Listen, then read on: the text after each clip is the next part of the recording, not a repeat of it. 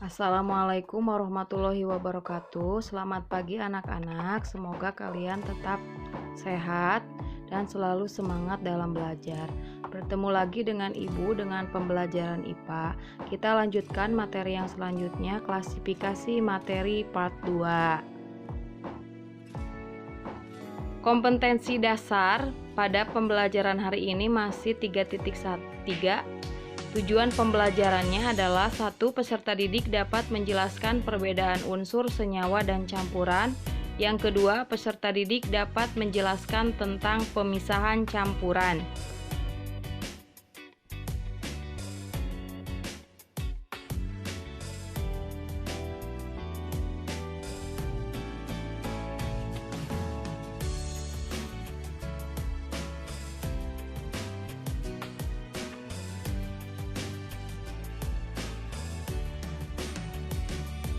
Ketika kalian melihat gambar bangunan itu, ada 3 gambar memiliki bahan dari emas. Tahukah kamu bagaimana bentuk emas ditemukan di alam?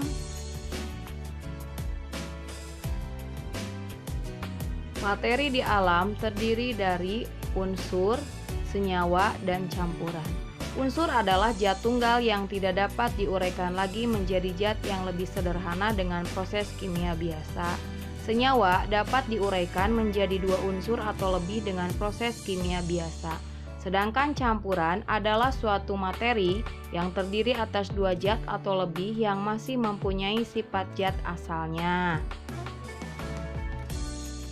Kita bahas yang pertama tentang unsur. Nah, di sini kalian bisa melihat nama-nama unsur, nama latinnya, kemudian lambangnya. Kalian harus memperhatikan antara penulisannya. Ada yang menggunakan 1 huruf, ada yang menggunakan 2 huruf. Nah, yang zaman dulu kalau penamaan unsur itu menggunakan simbol-simbol seperti besi, lambangnya pakai simbolnya seperti itu di dalam gambar. Kalau sekarang menurut Berzelius bahwa ada penamaan-penamaan yang bisa dikenal sampai sekarang. Contohnya perak, nama latinnya argentum, lambangnya Ag. Nah, itu adalah contoh unsur.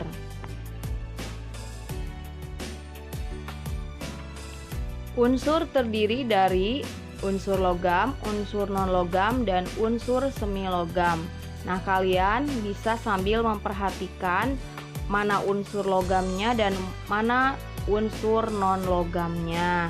Kemudian unsur semi-logam contohnya adalah silikon yang sering digunakan untuk perlengkapan bayi atau bisa juga melakukan operasi plastik. Nah, itu unsur semi-logam.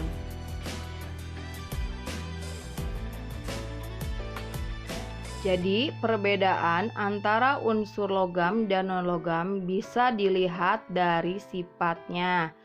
Sifat fisika logam biasanya mengkilap, kalau sifat fisika non-logam tidak mengkilap. Kemudian, kalau untuk logam pada suhu kamar umumnya berwujud padat. Kalau untuk non-logam pada suhu kamar bisa berwujud padat, cair, dan gas.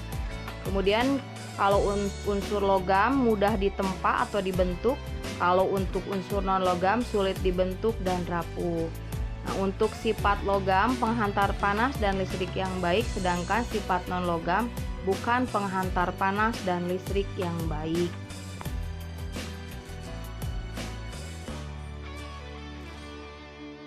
Materi yang kedua adalah senyawa. Pembentukan senyawa kalian dapat lihat dari gambar, contohnya H2 ditambah O2 jadi H2O. Nah, ini adalah dikatakan sebagai senyawa karena memiliki lebih dari 1 unsur.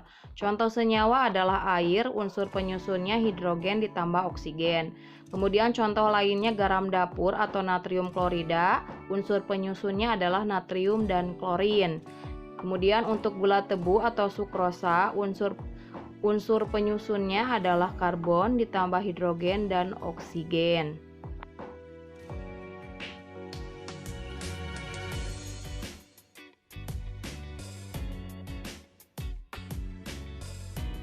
Materi yang ketiga adalah campuran. Campuran bisa dikatakan sebagai kumpulan dari senyawa. Campuran terdiri dari 2, yang pertama campuran homogen, yang kedua campuran heterogen. Bedanya antara campuran homogen dengan campuran heterogen adalah bahwa campuran homogen adalah campuran yang tidak dapat dibedakan zat-zat yang tercampur di dalamnya. Contohnya adalah air, air gula, sirup, air garam.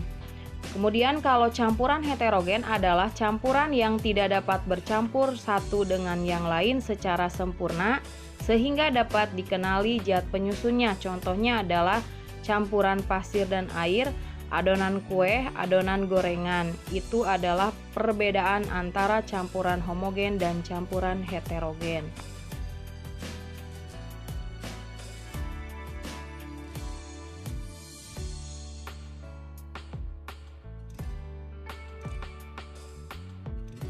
Metode pemisahan campuran banyak digunakan dalam kehidupan sehari-hari. Pemisahan campuran adalah dalam komponen pembentuk campuran dapat dipisahkan secara fisik. Prinsipnya didasarkan pada perbedaan sifat-sifat fisik zat penyusunnya, seperti wujud zat, ukuran partikel, titik leleh, titik didih, kelarutan, dan lain-lain. Nah, beberapa contoh metode pemisahan campuran antara lain bisa dengan filtrasi atau penyaringan, sentrifugasi, destilasi atau penyulingan, kromatografi, sublimasi, dekantasi, dan kristalisasi. Yang pertama, filtrasi digunakan untuk memisahkan campuran zat padat dan zat cair. Contohnya adalah daun teh dari air teh. Kemudian yang kedua, sentrifugasi.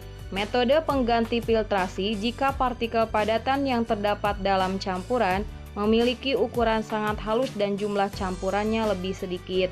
Contohnya adalah memisahkan sel darah merah dan sel darah putih dari plasma darah.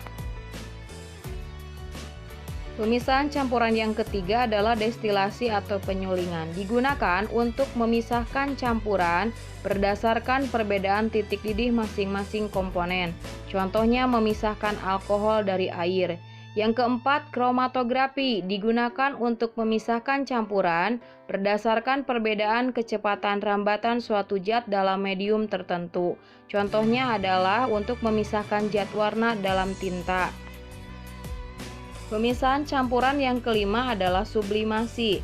Digunakan untuk memisahkan campuran berdasarkan perubahan wujud zat dari padat menjadi gas. Contohnya adalah pemurnian kapur barus. Yang keenam adalah dekantasi. Digunakan untuk memisahkan campuran dari zat padat yang tidak larut dalam cairan. Contohnya memisahkan pasir dalam air. Yang ketujuh adalah kristalisasi. Digunakan untuk memisahkan zat padat dari larutannya dengan cara penguapan. Contohnya adalah pembuatan garam. Mungkin itu saja yang dapat Ibu sampaikan untuk hari ini. Tetap sehat dan selalu menjaga protokol kesehatan ya. Untuk lebih lengkapnya kalian bisa melihat di buku paket. Terima kasih atas perhatiannya. Wassalamualaikum warahmatullahi wabarakatuh.